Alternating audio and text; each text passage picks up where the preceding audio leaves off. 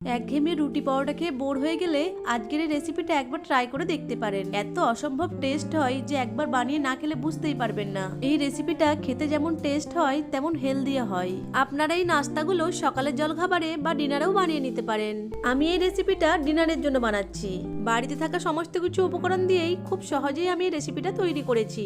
নমস্কার বন্ধুরা, আমি ঝর্ণা সিম্পল রেসিপির আরেকটা নতুন ভিডিওতে আপনাদের সবাইকে স্বাগতম জানাই। কেমন আছেন সবাই? আশা করছি ভালো আছেন। চলুন তাহলে রেসিপিটা শুরু করি। আমি এই রেসিপিটাকে একটু হেলদি বানানোর জন্য এখানে আটা ব্যবহার করেছি। আপনারা চাইলে এখানে ময়দাও ব্যবহার করতে পারেন। প্রথমে আমি একটা মিক্সিং বলে 1 কাপ আর 1/4 কাপ আটা নিয়েছি। দিয়ে দিচ্ছি স্বাদ মতো লবণ, দিয়ে দিচ্ছি 1/2 চামচ জোয়ান। জোয়ানটাকে প্রথমে হাতের তালুর মধ্যে ঘষে তারপর আটার মধ্যে দিয়ে দেব। আর দিয়ে দিচ্ছি 1 চামচ রিফাইন তেল। আপনারা চাইলে এখানে বাটার বা ঘিও ব্যবহার করতে পারেন। এখন সবকিছু উপকরণকে প্রথমে ভালো করে মিশিয়ে নেব।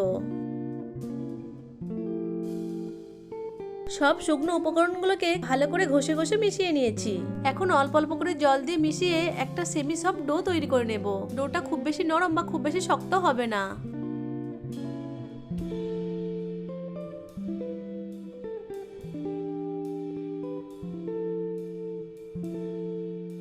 ডোটা তৈরি করে নিয়েছি।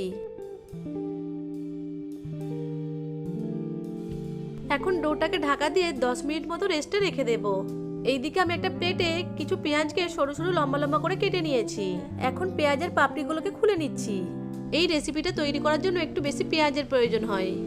পেঁয়াজের পাপড়িগুলোকে খুলে নিয়েছি। দেখুন পেঁয়াজগুলোকে এরকম সরু সরু লম্বা লম্বা করে কেটে নিতে হবে। এরপর পেঁয়াজের মধ্যে দিয়ে দিচ্ছি 1/2 চামচ জিরে গুঁড়ো, 1/2 চামচ কাশ্মীরি লাল লঙ্কার গুঁড়ো, দিয়ে দিচ্ছি 1/2 চামচ চাট মশলা, 1/4 চামচ গরম মশলা গুঁড়ো, দিয়ে দিচ্ছি স্বাদ মতো লবণ, দিয়ে দিচ্ছি 2টো কাঁচা লঙ্কা কুচি, দিয়ে দিচ্ছি কিছু ধনে পাতা কুচি,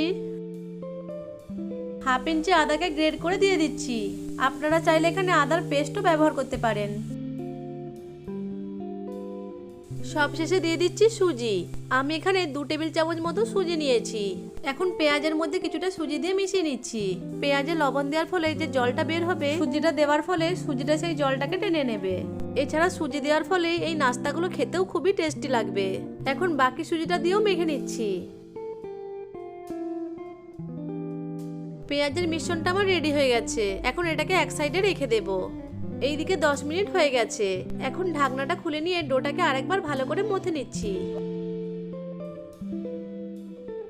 এখন ডোটাকে 2টো ভাগে ভাগ করে নেব।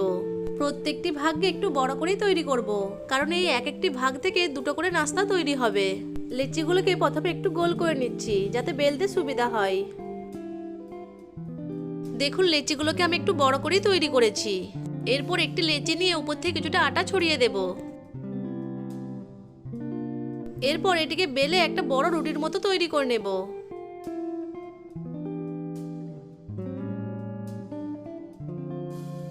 দেখুন লেচিটাকে বেলে একটা বড় রুটির মতো তৈরি করে নিয়েছি।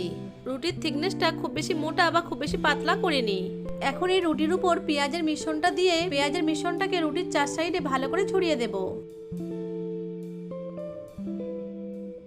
পেঁয়াজের মিশ্রণটাকে এইভাবে রুটির 4 সাইডে ভালো করে ছড়িয়ে দিতে হবে। আর রুটির সাইডগুলো একটু করে ফাঁকা রাখতে হবে।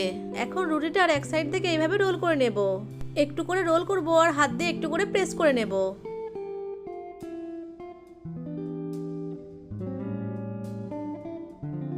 রুটিটার শেষের অংশে জল দেওয়ার দরকার নেই। যেহেতু এটা আটা দিয়ে তৈরি, তাই জল না দিলেও মুখটা খুব ভালোভাবে সিল হয়ে যাবে। আর এই রোলের সাইডের অংশগুলোকে হাত দিয়ে একটু চেপে চেপে মুখটাকে সিল করে দিচ্ছি।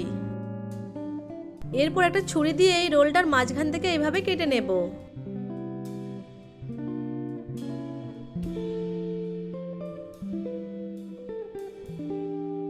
এখন এক একটি ভাগে এইভাবে ফোল্ড করে নেব।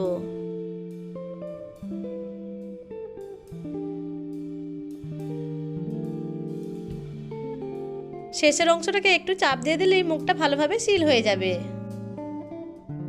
দেখুন কি সুন্দর দেখতে লাগছে, তাই না? একইভাবে এইটাকেও ফোল্ড করে নিচ্ছি।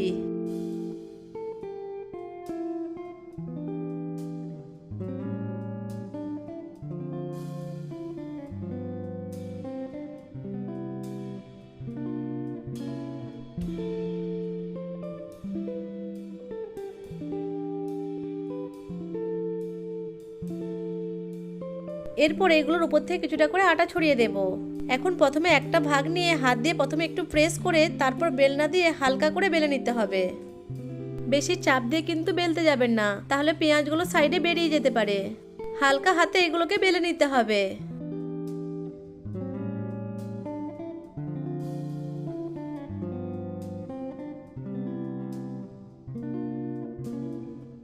একটা নাস্তাকে ভাজার জন্য রেডি করে নিয়েছি। একইভাবে এই ভাগটাকেও তৈরি করে নেব। প্রথমে হাত দিয়ে একটু প্রেস করে তারপর বেলনা দিয়ে হালকাভাবে বেলে নিতে হবে।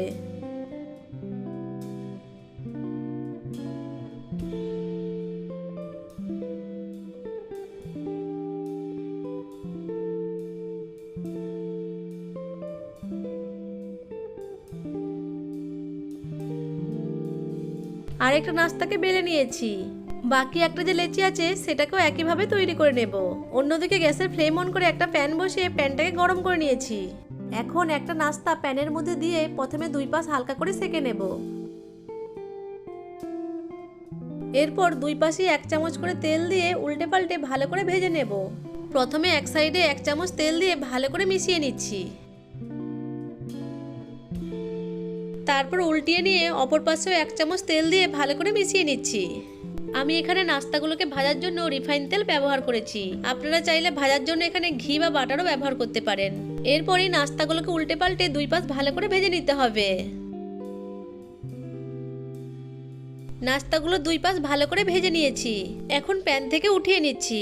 দেখুন নাস্তাটাকে দেখতে কতটা লোভনীয় হয়েছে। একইভাবে সব নাস্তাগুলোকে ভেজে নেব।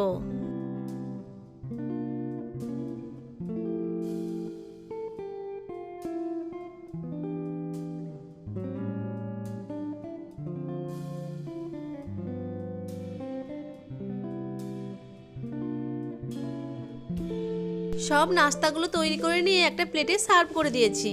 এই নাস্তাগুলোকে আপনারা টমেটো কেচাপের সাথে সার্ভ করতে পারেন। এছাড়াও এই নাস্তাগুলো শুধু খেতেও অসম্ভব ভালো লাগে। আশা করছি আজকের এই রেসিপিটা আপনাদের কাছে ভালো লেগেছে। ভালো লেগে থাকলে ভিডিওটিকে লাইক, কমেন্ট এবং শেয়ার করে দেবেন। ভিডিওটা ইউটিউব থেকে দেখে থাকলে চ্যানেলটিকে সাবস্ক্রাইব করে পাশে থাকা বেল আইকনটি অন করে রাখবেন। আর ফেসবুক থেকে দেখে থাকলে পেজটিকে ফলো করে দিয়ে পাশেই থাকবেন। ভিডিওটা প্রথম থেকে শেষ পর্যন্ত দেখার জন্য আপনাদেরকে অসংখ্য ধন্যবাদ।